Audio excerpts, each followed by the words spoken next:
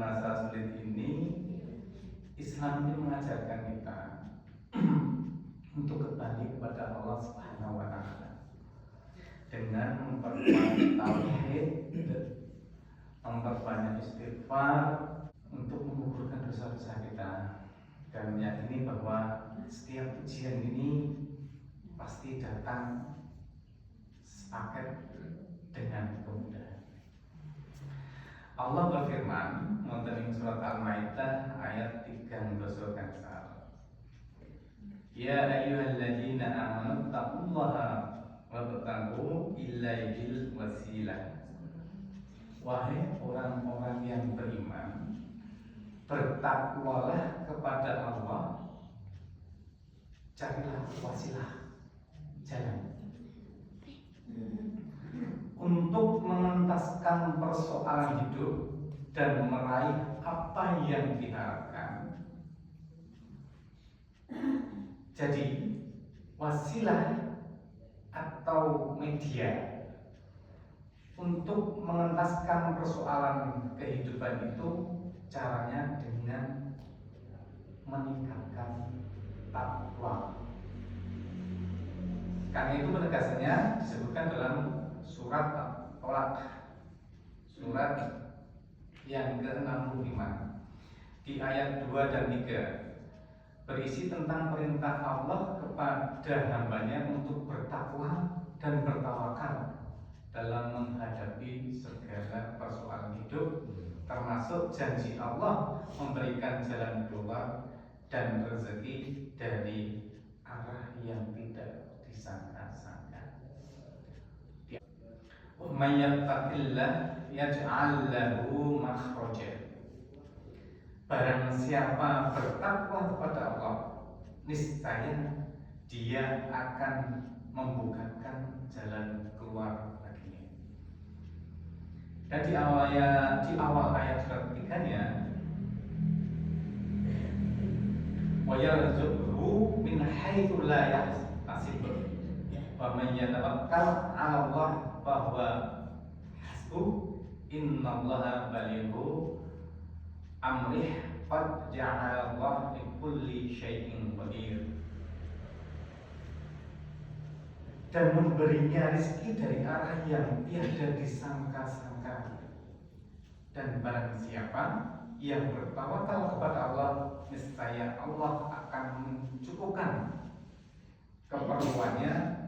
Sungguhnya Allah melaksanakan urusan yang dikehendakinya. Sesungguhnya Allah telah mengadakan ketentuan bagi tiap-tiap sesuatu. Yusro, lawannya musro.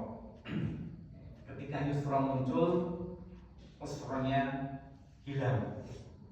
Jadi mengentaskan kesulitan itu dengan meningkatkan takwa. Wonten ing salat kita tadi di rakaat pertama, Pak Inna Manis Yusro, kemudahan ada depan kita oleh atas ridho dari Allah Subhanahu wa Ta'ala. Takwa cara meningkatkannya banyak amalannya. Kaidah takwa sebenarnya ada 115 kali paparan di dalam Al-Quran. Di antara paparan itu adalah sifat takwa dalam Al-Baqarah, surat Al-Baqarah ayat 2 sampai dengan 5. Dan jika kita bulan berbabi utalil mutakin, kitab Al-Quran ini tidak ada keraguan padanya, petunjuk bagi mereka yang bertakwa. Siapa orang takwa, apa amalannya, itu dilanjutkan dalam ayat yang ketiga. Alladzina yu'minuna bil ghaib wa yuqimunas shalah, yaitu yang orang-orang yang grip dan upgrade takwanya dengan apa? Yaitu dengan sholat. Jadi ternyata sholat bagian dari amalan takwa yang akan mengentaskan persoalan. Ini yang saya laksanakan dulu, dan itu alhamdulillah terpecahkan juga di tahun 2004 di Saya masih ingat saat itu saya ketika kenal putrine Pak Sutaryono, Pak Sutaryono ini, Pak Anita yang kebetulan saat itu menjadi bojo saya, itu istri saya, itu kan wis yang pegawai saat itu, walaupun terkenal bahasa Jawa. Saya ini pun hampir lulus kuliah, jadi saya memang lebih tua tapi kuliah leramu keri. Terjadi kegundahan saat itu ya, misalnya kan umumnya kaum pemuda itu kan di omah-omah dan sebagainya. Ini mungkin Jason juga baru tahu ini anak saya. Jadi sama bapak mungkin kita terjadi kebimbangan. Jadi sing di karke sesarengan omah-omah itu mana dia bukan mana. Sementara posisinya saya sendiri sekolah. Saat itu yang saya laksanakan itu sholat, dan sholatnya itu bulan paling kepenak nih. Yang saya temukan saat itu adalah di Masjid Jami.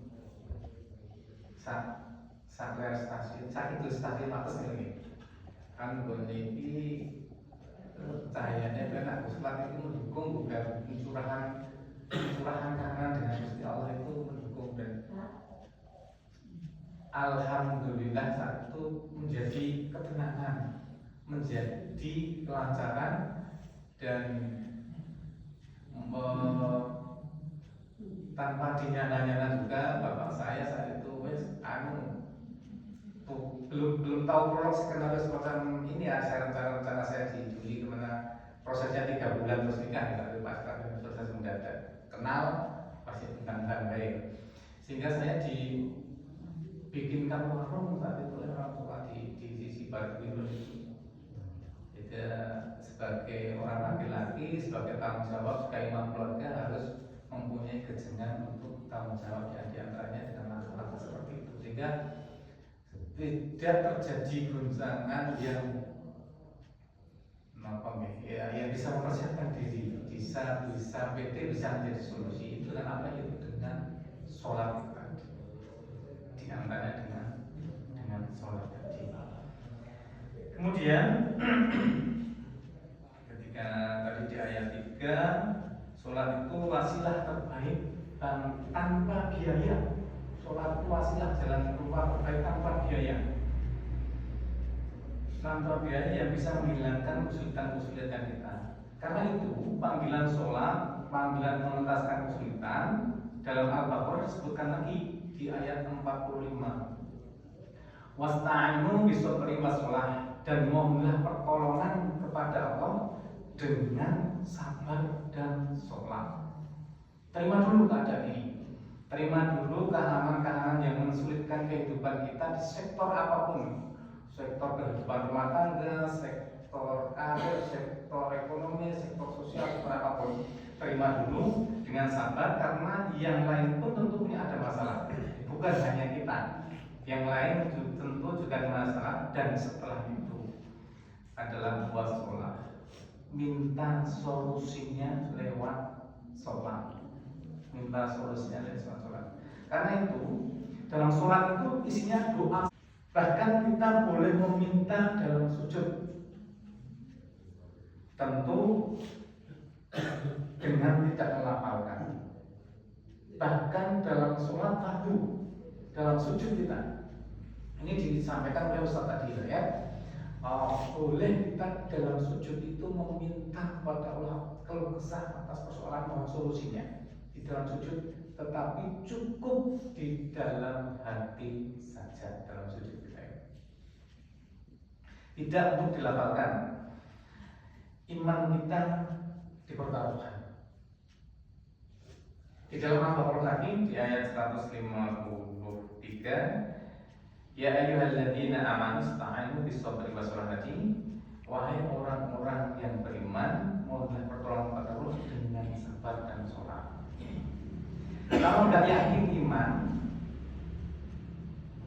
kalau kita nggak yakin iman kita di mana?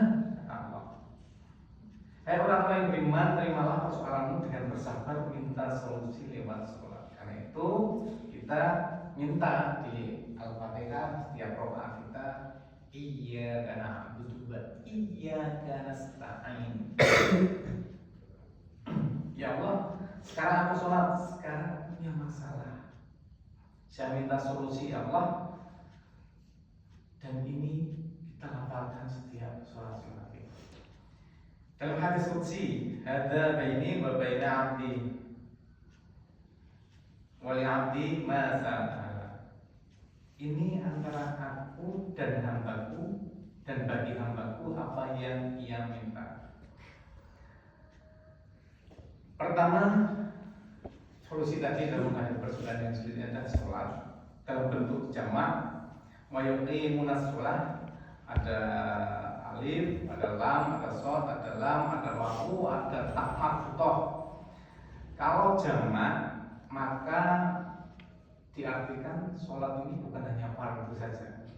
Maka ada sholat-sholat pengiring lain yang perlu kita laksanakan, mulai tahajud, janji Allah dan lain sebagainya. Janji Allah dalam tahajud itu diberikan 4 hal. Salah satunya adalah dientaskan dari segala kesulitan. Janji Allah ketika tahajud ada 4 hal, salah satunya dientaskan dari segala kesulitan. Ini dasaripun apa? Dasaripun Quran surat Al-Isra ayat 79 sampai dengan 81. Ayat surat yang 17.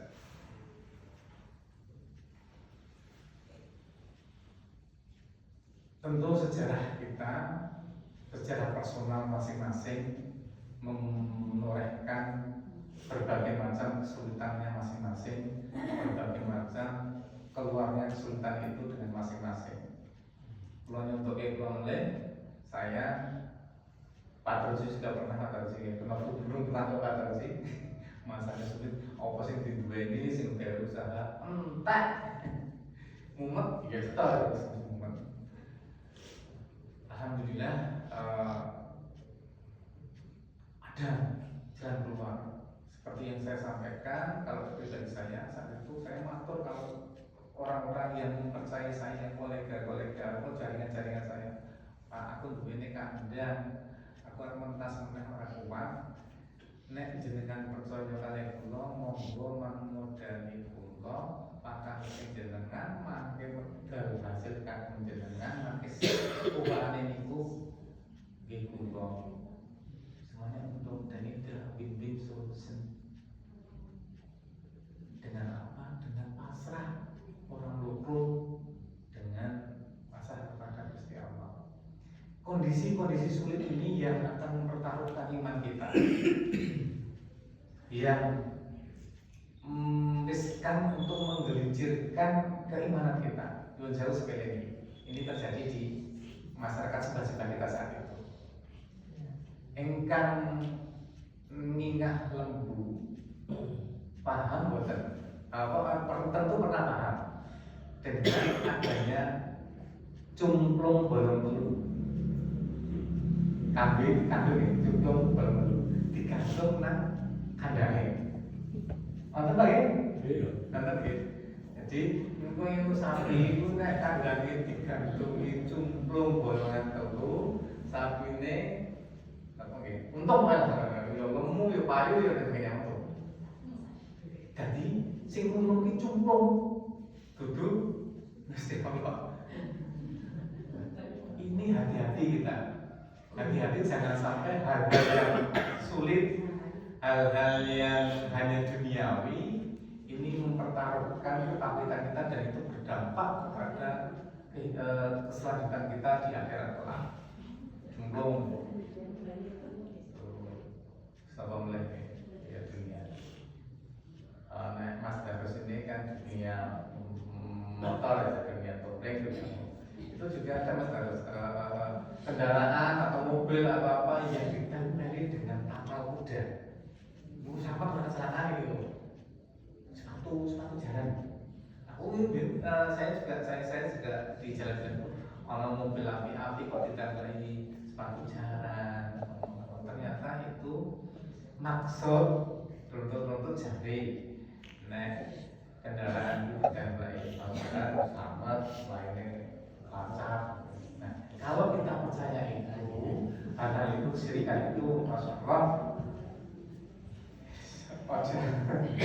bukan orang beriman gitu. Semuanya kita pasarkan kepada Allah Subhanahu wa Ta'ala. Hidup kita hanya sebentar. Kalau kemudian kita terjebak pada hal-hal yang pendek sesaat, tidak kita pikirkan dalam-dalam, tidak kita dasari keimanan ketauhidan, Masya Allah, ampun nanti dari kita menjadi seperti itu. Bapak Ibu, selanjutnya mengentaskan keadaan sulit. Tadi yang pertama dengan sholat kita di setiap saat, di sholat fardu, di sholat sunnah. Yang kedua apa? Disebutkan. Yang kedua itu adalah infak. Dalam konteks dengan harta, infak ini bisa mengentaskan kesulitan. Wa mimma rajatnahum yunfiqun.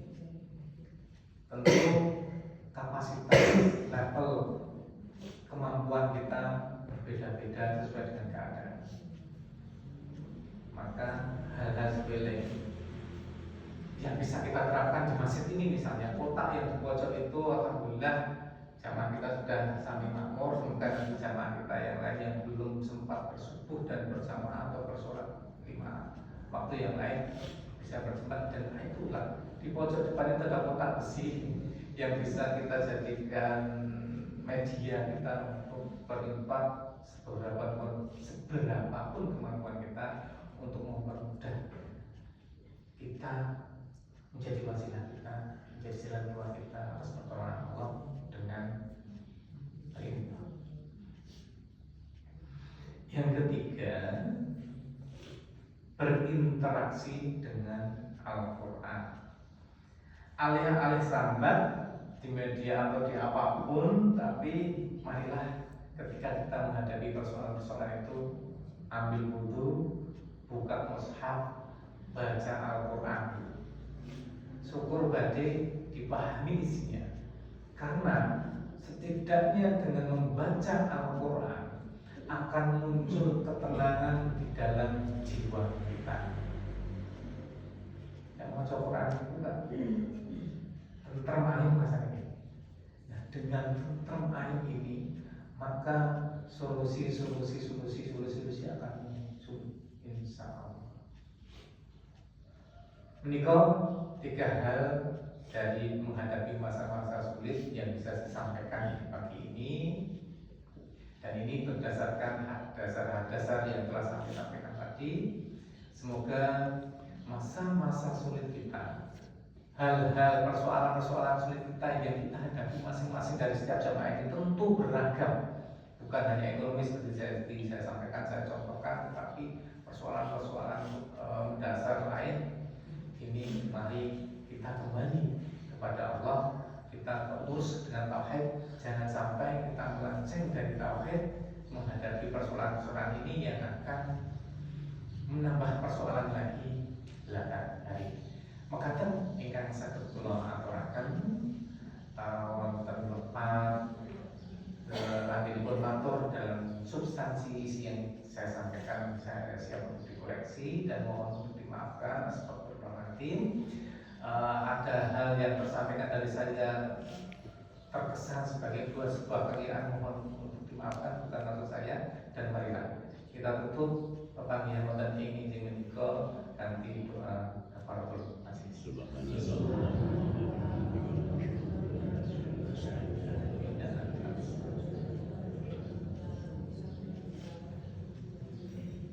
Assalamualaikum warahmatullahi wabarakatuh.